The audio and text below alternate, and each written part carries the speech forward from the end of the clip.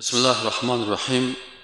الحمد لله نحمده ونستعينه ونستغفره ونؤمن به ونتوكل عليه ونعوذ بالله من شرور أنفسنا ومن سيئات أعمالنا. من يهده الله فلا مضل له ومن يضلل فلن تجد له وليا ولا مرشدا. وأشهد أن لا إله إلا الله وحده لا شريك له، له الملك وله الحمد وهو على كل شيء قدير. وأشهد أن سيدنا ونبينا ومولانا محمدا عبد الله ورسوله أرسله الله بالهدى ودين الحق ليظهره على الدين كله ولو كره الكافرون. اما بعد، برادرای محترم، در قاعده هشتم که ما شما رسیده بودیم از قواعد توحید ربوبیت. توحید ربوبیت قبلا ما شما تعریف گفته بودیم که توحید ربوبیت عبارت است وحدانیت الله سبحانه و تعالی در افعالش است. این توحید ربوبیت میگفتیم و چند قاعده برای فهمیدن توحید ربوبیت بود. یکی از جمله از این قواعد این هست قاعده هشتمی که افعالی که در قرآن کریم و سنت رسول الله صلی الله علیه و سلم به الله نسبت داده شده، فقط آن را به شکل توقیفی دانسته، از کیفیت آن سوال نکنیم و آن را با افعال مخلوق تشبیه نکنیم. خب ما و شما افعال از خالق خواندیم که او افعال مخصوص خالق است. در قواعد قبلی خلق کردن، شفا دادن، روزی دادن یا افعال بودن که مخصوص خالق بودن. حال بعضی از افعال است که در قرآن کریم ثابت است و در احادیث رسول الله صلی الله علیه و سلم این افعال به الله نسبت داده شده. مشکل بعض مردمی است که در این مسائل برشان مشکل پیدا میشن و این را تعویل میکنن و بسیاری وقتا این را تحریف میکنن که وقتی یک فعل از افعال الله برشان ذکر میشه یا فوراً نظر خدا و فکر خدا طرف مخلوق میره. یعنی یک قاعده اساسی کلی که انسان از کل مشکلات خلاص میکنه و صحابه کرام و تابعین و تابع تابعین رحمهم الله اینا از این مشکل خلاص بودنی بود که اونا وقتی که درباره خالق صحبت میکردن یا ذات خالق یا صفاتش یا افعالش، اینا مخلوق کاملا کنار میگذاشتن و آیت شریف در دم چشمشان بود که لیس کمثله شیء، مثل الله هیچ چیز نیست. پس وقتی که خالق دارای ذات، صفات و افعال خاص خود است و مخلوق ذات، صفات و افعال خود داره، پس هیچ وقتی در وقتی که آیات قرآن میخواندن یا احادیث میخواندن که مربوط به خالق میشد، اینجا مخلوق در نظر خود نمیآورد. از این خاطر بر از اونها هیچ مشکل پیدا نمیشد. اگر گفته میشد که ید الله، دست الله، بر از اونها مشکل نبود. چرا؟ اونا میگفتن که او خو ید مربوط به الله هست و مثل مخلوق، مثل ید مخلوق یا دست مخلوق نیست. پس من چرا تشویش بکنم؟ وقتی که الله گفت که ید الله فوق ایدیهم، ید الله چه قسم است؟ میگفتن والله با مو قسمی که با جلال و عظمت خالق شایسته است. کیفیتش میگفت ما کیفیتش چون مربوط به غیب میشه ما نمیفهمیم. در افعالش عینه. اما پسان وقتی که مردم پیدا شدن که خالق، وقتی که بحث سر ذات و صفات افعال خالق میشد، این تشبیه میکردن چون در ذهن خودشان تشبیه بود با کی؟ با مخلوق. از این خاطر برشان مشکل پیدا میشد. میخواستن که از این تشبیه خدا بکشن. وقتی که از تشبیه خدا میکشیدن در دیگه جنجال میماندن. صفت الله، فعل الله که الله بر خود نسبت داده، این تعطیل میکردن. حال مجموعه زیادی از افعال است که ما و شما اول قاعده اساسی در افعال اینمی هست که ما میگیم که افعال خالق مربوط به غیب میشه، افعال ما مربوط به غیب نیست. اینال تو چطور میتونی که یک چیزی که غیب است او را باز تو مقایسه بکنی با یک چیزی که غیب نیست؟ وقتی که من میشینم، من استاد میشم، من راه میرم، این مربوط غیب نیست. اما وقتی که افعال مربوط خالق که میگه و جاء ربک، مثلا اینجا افعال آمده، یا مربوط غیب است. تو غیب با دنیایی که غیب نیست قیاس نکنید، قیاس مع الفارق میگن، اینجا برات مشکل پیدا میشه. فهمیدین مقصدشه؟ یعنی افعال خالق مربوط غیب است، او را در ساحه غیبش بفهم و عقیده بکن. و افعال ما که است این مربوط غیب نیست، افعال ما را با افعال از او قیاس نکو، غیبه. با آن چیزی که غیب نیست قیاس نکو، و آن چیزی که غیب نیست او را به غیب قیاس. مشکل حل است. آن دمی افعال مثلا الله سبحانه و تعالی در آیات قرآن گفته که الرحمن و علی العرش استوى. الرحمن و علی العرش استوى. الرحمن الله بالای عرش استوا نمود. خب و جاء ربک، و آمد پروردگار تو، این فعل جاء آمدن، و گذاشتن قدم. گذاشتن قدم میگه لا تمتلئ النار حتی یدع الجبار فیها قدمه. میگه تا او وقت دوزخ پر نمیشه که الله سر از قدم خداوانه که ایره پچک کنه و فشار سرش بیاره که دیگه دوزخ دیگه نفسش برایه و بگه بس است. الله نجات بده ما و شما را از چرا دوزخ میگه هر قدر که درش انداخته میره میگه حل من مزید، آیا دگام است تا که غضب الله سرش نازل میشه و قدم خدا سرش میمانه و بعد از این دوزخ میگه که من کفیدم بس است. اینجا وعده قدم آمده. نزول در حدیث شریف آمده عن ابی هریره رضی الله عنه ان رسول الله صلی الله علیه و سلم قال ینزل، پایان میشه، ربنا پروردگار ما تبارک و تعالی کل لیلة الى السماء الدنیا، هر شب به آسمان دنیا، حتی یبقى ثلث اللیل، تا ای که سوم حصه شب اخیر میمانه.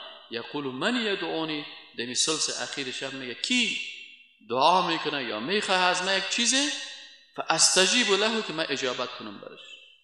من یسألونی، کی هست که از من سوال بکنه، فاعطیه، ما برش بتم.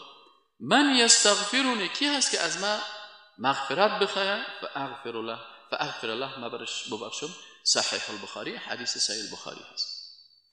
پس در این حدیث شریف خود دیگه درسایش در بخشایی که حدیث انسان درس میته وایشه میگن. اینجا ما شما چون منظور عقیده هست دیگه بخشایش بحث نمیکنیم. یعنی دیگه بخشایش که مثلا اگر کس دعای خوب قبول میشه و سوال قبول میشه و مثلا در ثلث اخیر شب بخیزه و تهجد بخونه و سجده بکنه و در حالت سجده دعایش قبول میشه، او درسای دیگه هست که از این حدیث گرفته میشه. لکن اینجا چون بحث عقیده هست، در اینجا آمده هست که ینزل ربنا، یعنی نزول میکنه پروردگار ما. پس این فعل آمد. این حال یک از میگه استوا، جاء گذاشت آمدن، وضع القدم نزول.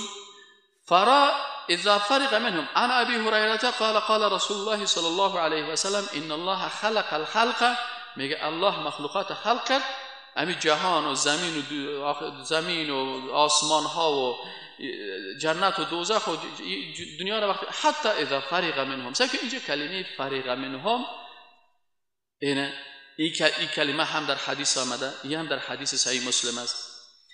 دیگه در حدیث در آیت دیگه آمده که الذی یراک حین تقوم، دیدن ذاتی که تو را میبینه، دیدن انی معکما اسمع و ارى.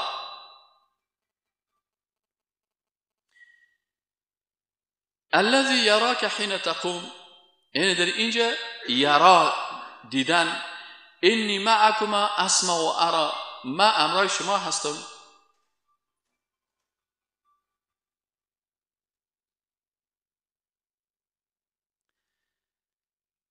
انی معکما اسمع و ارا، من همراه شما هستم، اسمع و میبینم و ارا، اسمع و میشنم و ارا میبینم.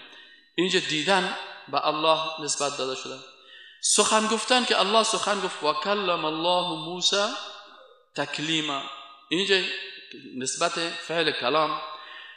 فعل شنیدن قد سمع الله قول التي تجادلك في زوجها. فعل ندا اذ نادى ربك موسى وناديناه من جانب الطور، اینی کلش آیات و احادیث است. نسبت خوشحال شدن است. در حدیث شریف دیگه که ابی حمزه میگه که اینجا چیز است، قال رسول الله که الله افرح بتوبه عبده من احدكم سقط على بعیره وقد اضله في ارض فلان.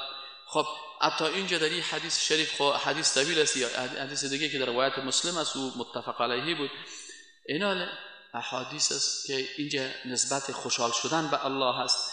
در جای دیگه هست که ابو حمزه رضی الله تعالی، خب حدیث دیگه هست که در اینجا میگه که عن ابي هريره رضی الله عنه ان رسول الله صلی الله علیه و آله قال يضحك الله سبحانه و تعالی، الله خنده میکنه الى رجلین، به دو شخصی که یقتل احدهما الاخر، الله خنده میکنه سر دو شخصی که یکی دیگر را کشته و اردوشان باز داخل جنت میشن.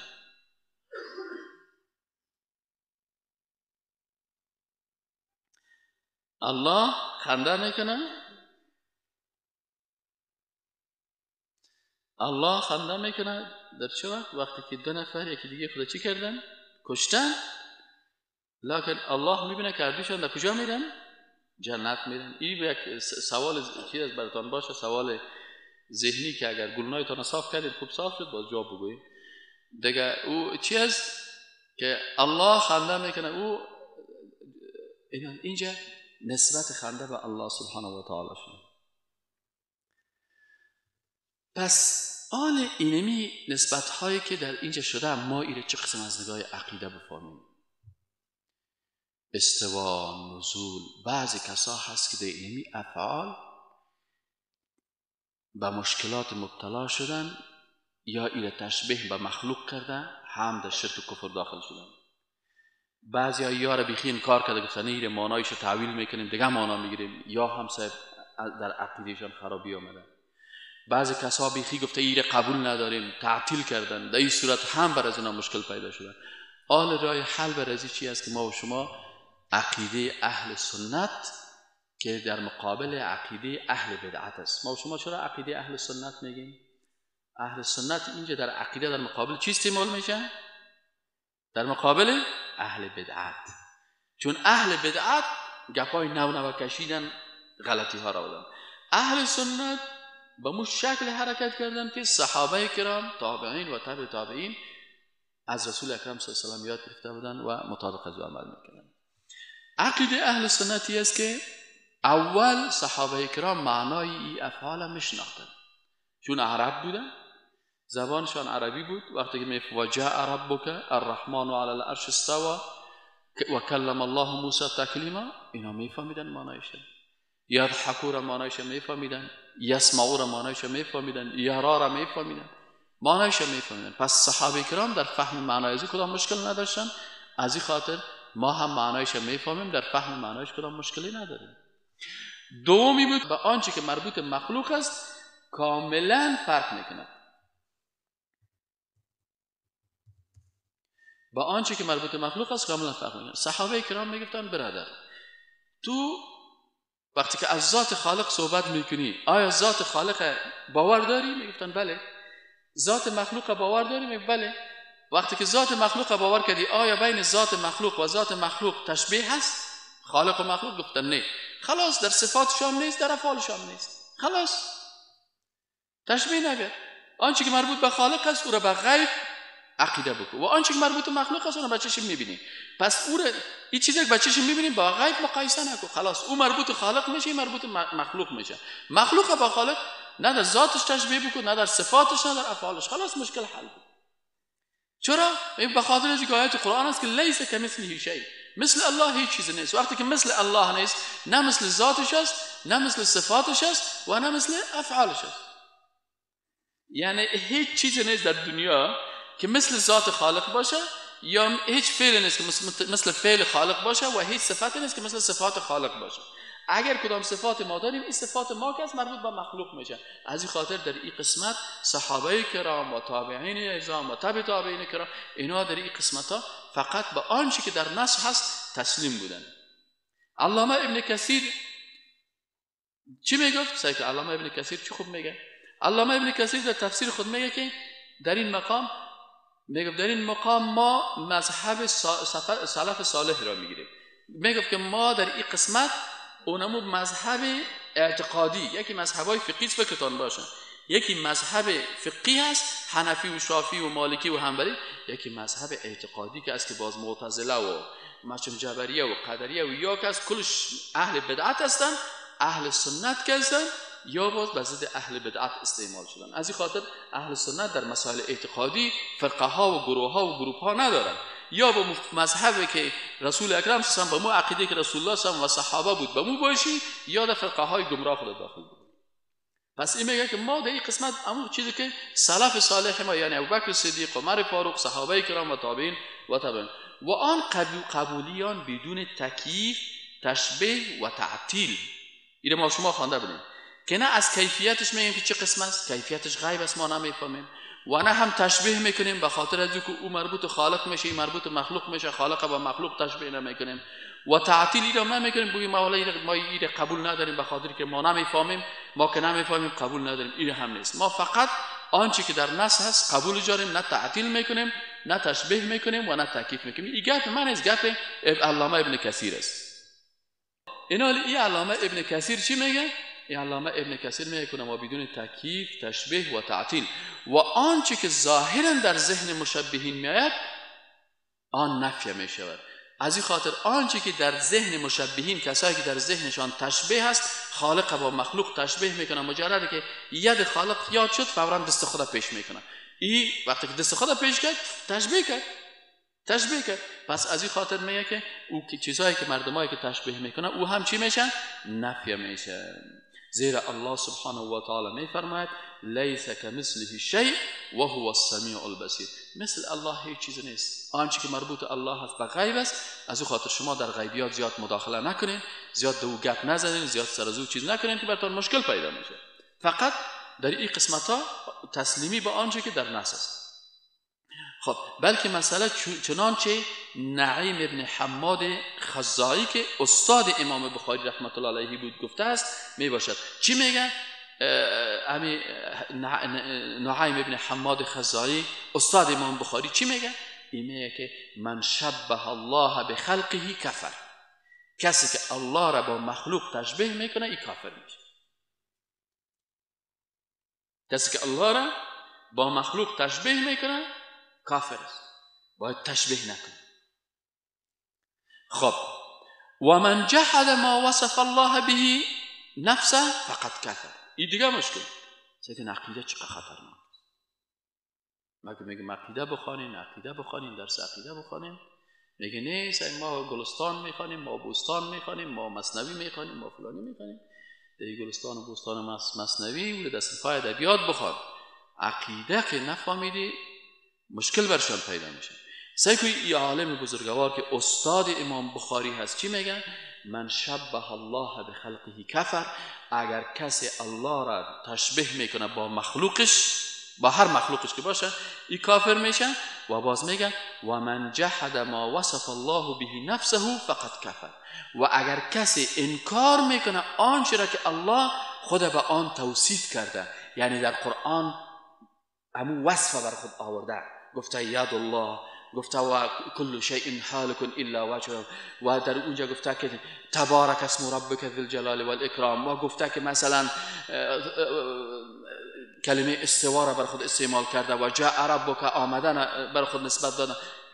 اینا میگه که اگر کسی تشبیه میکنه او هم کافر میشه، و اگر کسی انکار میکنه از آنچه که الله بر خود نسبت دادن این هم کافر میشه. چقدر سعی گپای دقیق است که علمای بزرگ در قرن اول که خیر القرون هست و این استاد امام بخاری هست این گپا گفته ولیس فيما وصف الله به نفسه ولا رسوله تشبیه. در آنچه که الله خود وصف کرده و یا رسولش وصف کرده میگه هرگز تشبیه وجود نداره. چرا؟ آنچه که الله و رسول به الله بیان داشتن او مربوط به غیب میشه و آنچه که به مخلوقات است که مربوط به مخلوقات است. پس در بین از یا در قرآن و سنت تشبیه نیست. تشبیه تو کشیدی، این علمای کلام کشیدن، این کسایی که فلسفه را داخل کردن، منطق را داخل کردن، عقل خود داخل کردن و خواستن که در غیب مداخله بکنن، این گپای تشبیه یا کشیدن. اما در قرآن و سنت چیزی در تشبیه نیست. اینه این عالم میگه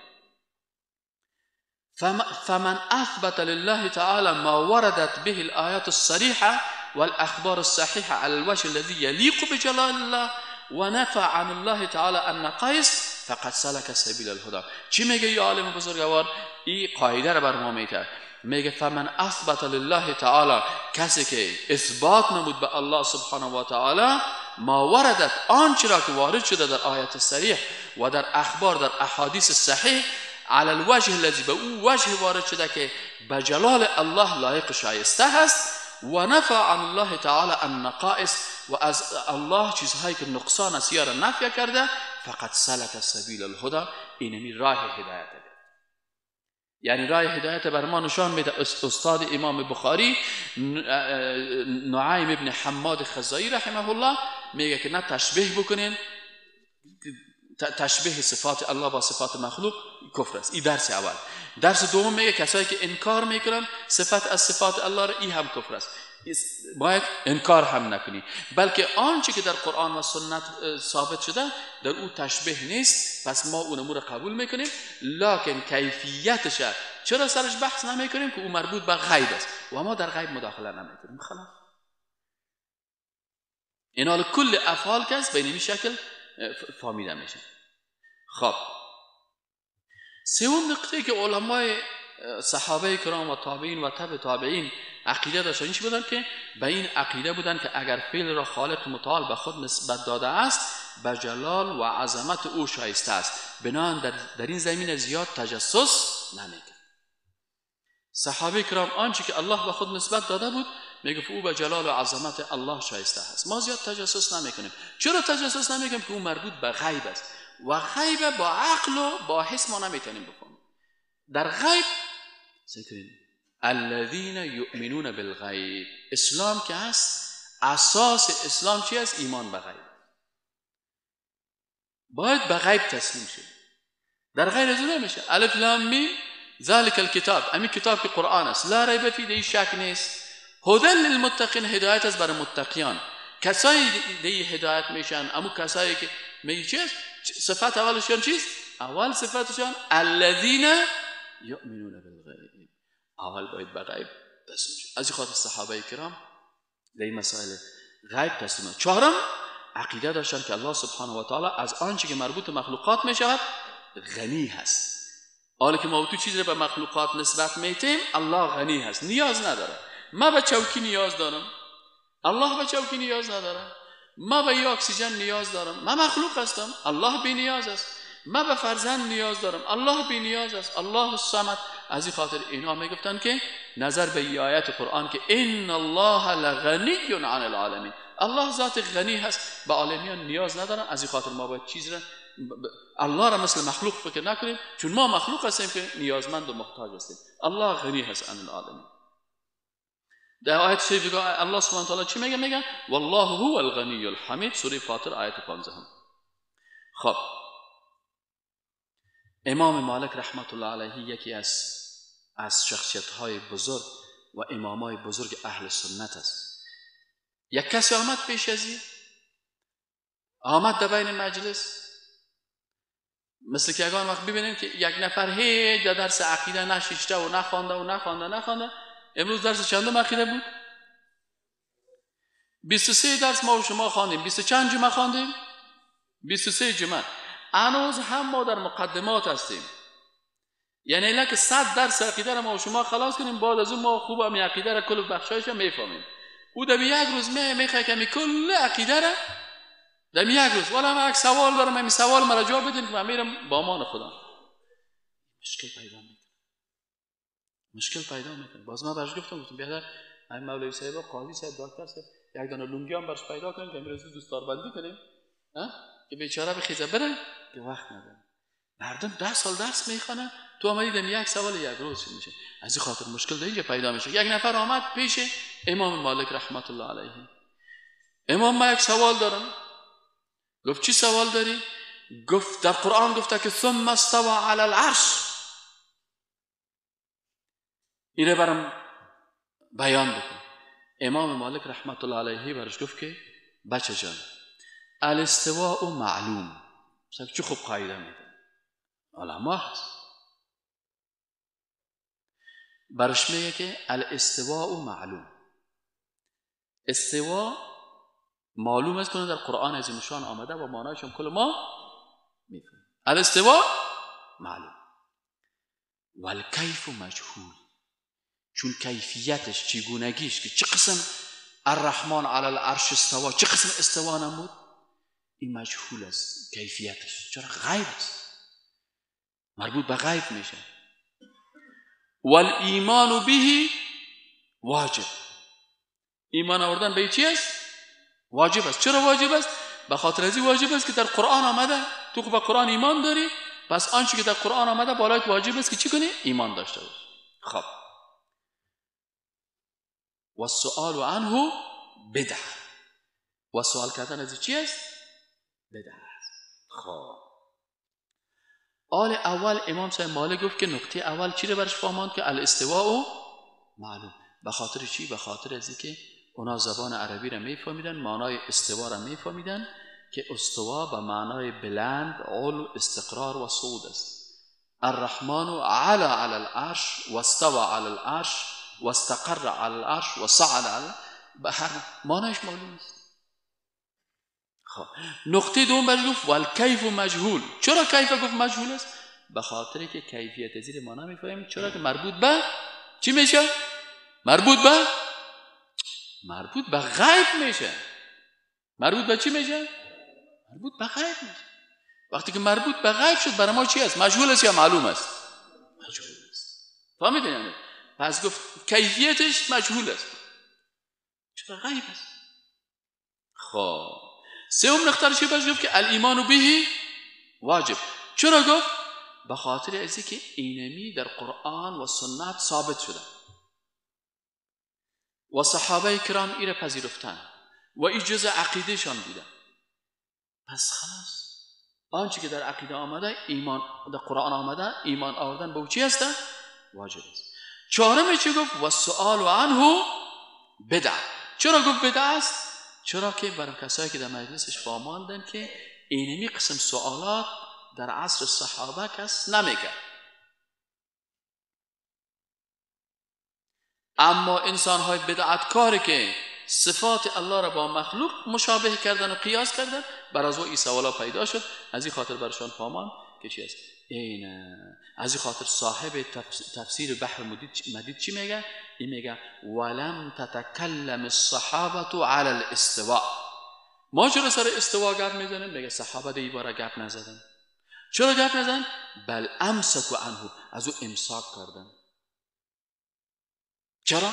به خاطر اینکه صحابه میفهمیدن که در مسائل غیبی گپ زدن بجز از اینکه برای انسان مشکل پیدا کنه چیز فایده نمیده. از این خاطر من برای شما در مسابقه درس اول چی میگفتم که نصف ایمان چی است؟ نمیفهم، تسلیمی نمیفهم. ذات الله چی قسم است؟ مربوط به غیب است، نمیفهم، تسلیمی. صفاتش چی قسم است؟ کیفیتش نمیفهم، تسلیمی. افعالش چی قسم است؟ همین قسم است که به ذات الله شایسته است، من نمیفهم. از این خاطر نصف دین که است نمیفهمم است. تسلیمی هست. الذين يؤمنون بالغیب. اینا کسایی که میگن نه ما در غیب تسلیم نمیشم، باید من بفهمم، باید من را چیز کنی. از این خاطر در صفحه اول قرآن شریف برازیا گفته که تو مسلمان شده نمیتونی. چرا که الف لام میم ذالک الکتاب لا ریب فیه هدی للمتقین الذين یؤمنون بالغیب. بازی که به غیب تسلیم شدی با نوبت نماز میاد. بعد از باز و یقیمون الصلاة و مما رزقناهم ينفقون. باز اول عبادت فکری هست. سه قسم عبادت هست. یکی عبادت فکری هست یکی عبادت بدنی هست و یکی عبادت مالی هست. عبادت فکری چیست؟ الذين يؤمنون بالغیب. عبادت بدنی چی است؟ و یقیمون الصلاة. و عبادت مالی چی است؟ و مما رزقناهم. واضح است نه انشاءالله. پس از این خاطر صاحب تفسیر بحر مدید چی میگن؟ میگه ولم تتکلم الصحابه على الاستواء بل امسكوا عنه ولذلك قال مالك السؤال عنه بدع. از این خاطر میگه امام مالک رحمت الله علیه گفتن که وقتی که صحابه این کار نکردن دیگرها که زرجی میکنن این بدعت است. از این خاطر این بدعت کارا شروع کردن سر از این مسائل زیاد چرا بحث میکنن. امام ابن جزی رحمت الله علیه چی میگه؟ میگه وقد روی مثل قول مالک. میگه انی گفته که امام مالک گفته اینمی قسم روایت شده عن ابی حنیفه رحمت الله علیه، از امام نعمان ابن ثابت ابو حنیفه رحمت الله علیه. پس عقیده احناف هم همین، عقیده اهل سنت مالکی هم هست. بین مالکی و حنفی و حنبلی و شافعی در بین در عقیده فرق، کلش یک عقیده. پس اون چی میگن؟ وقد روی مثل ذلك وقد روی مثل قول مالک عن ابي حنیفه و جعفر الصادق والحسن البصری. و از جعفر الصادق هم امیر روایت شدن. یعنی بعضی کسایی که باز میگن که ما مربوط امام جعفر هستیم و جعفری هستیم و ما امام جعفر را دوست داریم، عین عقیده از امام جعفر رحمت الله علیه هم بوده است. اگر مخالف دیگر پیزنید پس تو دروغ میگی. والحسن البصری و حسن بصری رحمت الله علیه، بعضی کسایی میگه که والا ما پیروای حسن بصری هستیم و چطور هستیم، از او هم میگه عقیده‌اش اینمی قسم بود. از این خاطر امام ابن جزی رحمه الله میگه که اینمی چیزی که امام مالک چی گفت؟ امام مالک الاستواء چی گفت؟ الاستواء معلوم والکیف مجهول والایمان به واجب والسؤال عنه بدعه. امام ابن جزی رحمه الله میگه وقد روی مثل قول مالک رحمه الله عن ابي حنیفه و جعفر الصادق والحسن البصري ولم يتكلم الصحابه ولا التابعون في معنى الاستواء بل امسكوا عنه. از این خاطر میگه صحابه و تابعین درباره استوا زیاد جر بحث نکردن بلکه امساک نمودن. ولذلك قال مالك السؤال عنه بدعه.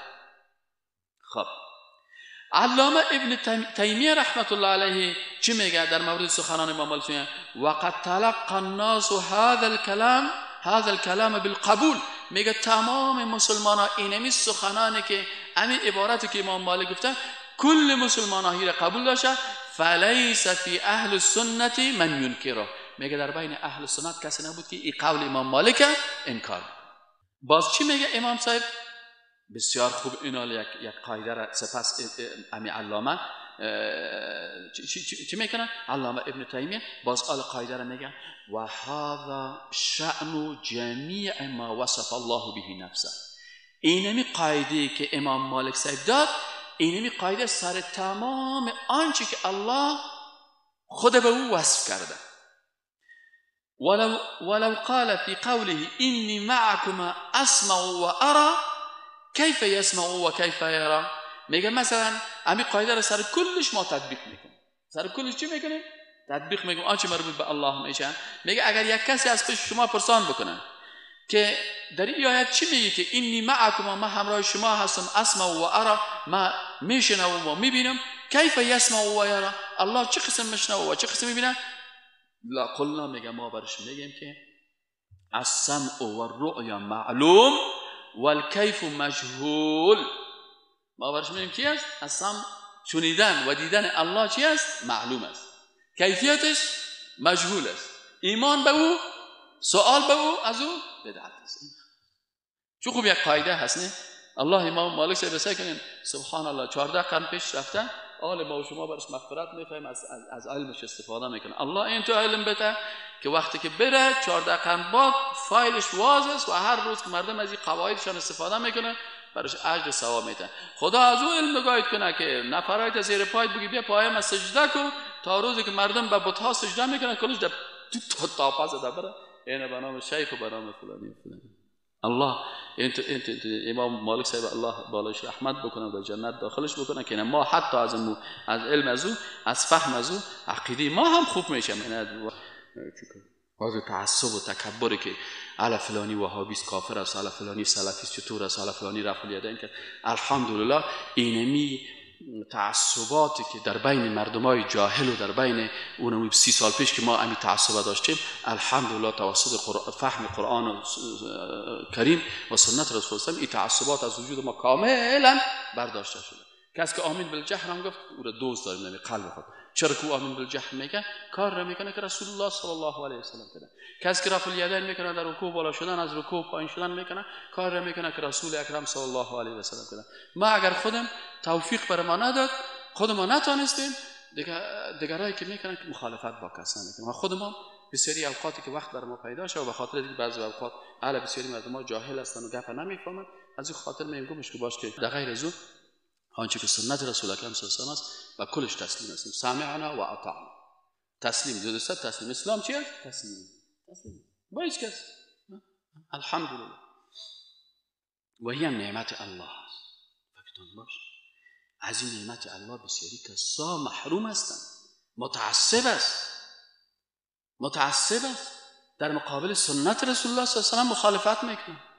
چرا سنت پیغمبر صلی الله علیه و آله مخالفت میکنه؟ یکی در مقابل ریش مخالفت میکنه که ریش تکل کن، یکی در مقابل رفع الیدین مخالفت میکنه که ایره نکن، یکی مخالفت درباره آمین بالجهر میکنه که آمین چرا بلند گفتی، یکی میگه تو مثلا چرا پایایت در پای از دوادی نماز چسباندی، چرا شانه‌ایت چسباندی، چرا تو کردی، یعنی حتی در مقابل از قرار میگیره.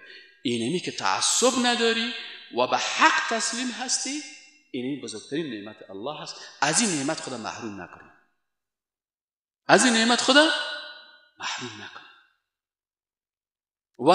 ولو که امو سنت خود تطبیق کردن نمیتونستی، با تطبیق نکردنش وقتی که یک سنت از پیش ترک شد کافر نمیشی، اما مخالفت با سنت رسول الله صلی الله علیه و سلم تو را در صف شیطان قرار میده و متاسفانه بعضی کسا به این مبتلا هست. چرا؟ تعصب داری، تعصب بیره چی میکنی. خب به هر صورت اینی علمای بزرگ است. شیخ عبدالغنی میدانی صاحب کتاب اللباب فی شرح الکتاب فی الفقه الحنفی، یک کتاب است در فقه حنفی، این کتاب اشاره کردن. این چی میگه؟ میگه لانه تعالی منفرد بصفاته، میگه الله منفرد از بصفاتش، لذاته به ذات خودش، فکما لا تشبه ذاته الذوات. اینمی قسم که میگه ذات الله مشابه دیگه ذات ها نیست، فصفاته لا تشبه الصفات. اینمی قسم میگه صفاتش هم با دیگه صفات مشابه نیست. از این خاطر این قاعده رو بر ما میتن میشین.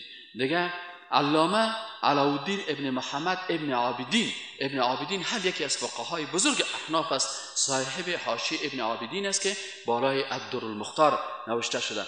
در بحث متشابهات میگه گذشتگان امت به تمامی این امور مطابق معنای آن چنانچه الله و رسولش اراده نموده بودند ایمان داشتند، بدون این که حقیقت آن را مطالبه نمایند. چون حقیقتش که چه قسم است و چطور است او مربوط به غیب، گفتیار مطالبه تا این که الله سبحانه تعالی از حقیقت آنان را آگاه ساختند. از این خاطر این علامه ابن عابدین کسایی که در فقه حنفی تخصص گرفتن و خواندن این خوب میشناسن. اینالی علامه ابن عابدین چی میگن؟ میگه علمای امت با آنچه که در قرآن و سنت آمده به او تسلیم بودن، یعنی ما هم تسلیم هستیم اونا هم تسلیم بودن. چی میکردن؟ و در او چیزهایی که به الله نسبت داده شدن پشت کیفیتش و چطور است و چنانش نمیگشتن، تا ای که الله سبحانه در روز قیامت حقیقتش بر ما نشان بده. باز ما و شما در روز قیامت ان شاء الله اگر در جنت رفتیم و الله دیدار خدا نصیب ما کرد و الله نصیب ما و شما بگردانه، باز اوش هم میفهمیم، باز او پرده غیب از چشم ما برداشته میشه. تابعی گران قدر امام ابو حنیفه رحمت الله علیه در کتابش به نام الفقه الاکبر، یک کتاب است که امام ابو حنیفه رحمت الله علیه نوشته کرده. چی میگه او در کتاب خود؟ چی میگه؟ میگه له ید، میگه الله سبحانه و تعالی ید داره، دست، و وجه و روی هست، و نفس کما ذکره الله تعالی فی القرآن، مثل که الله سبحانه و تعالی میگه در قرآن ذکر کرده من ذکر الوجه والید و نفس فهو له صفات بلا کیف. پس الله سبحانه و تعالی این صفات داره لکن کیفیت شما نمیفهمیم، بدون از اینکه ما کیفیتش بفهمیم. صفات الله کیفیت خدا دارن لكن ما نمیفهمیم کیفیتش، ما نمیفهمیم. چرا؟ کیفیتش غیب است و به الله تعلق داره. از این خاطر امام صاحب چی میگن؟ ولا یقال، میگه این گپ هم گفته نشه که ان یده قدرته، که بعضی کسا میگه منظور از ید چی است؟ قدرت است. این گپ امام ابو حنیفه رحمت الله میگه این گپ باید گفته نشه، یا تو گفته نشه که منظور از ید نعمت است، لان فیه ابطال صفه. میگه اگر این گفتی تو یک صفت الله را ابطال کردی، یک صفت الله را از بین بردی و از او انکار کردی. و هو قول اهل القدر والاعتزال، این میگه سخن قدریه و معتزله هست که او کل علمای اهل سنت میگن که اونا گمراه هستند.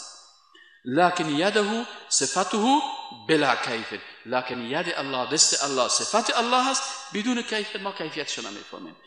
و غضبه و رضاه، غضب الله یا رضایت الله، این چی است؟ صفتان من صفاته، این صفتهای از صفات الله است بلا کیف، بدون کیف که ما کیفیت رو نمیفهمیم. سبحان ربک رب العزت عما یصفون و سلام علی المرسلین والحمد لله رب العالمین.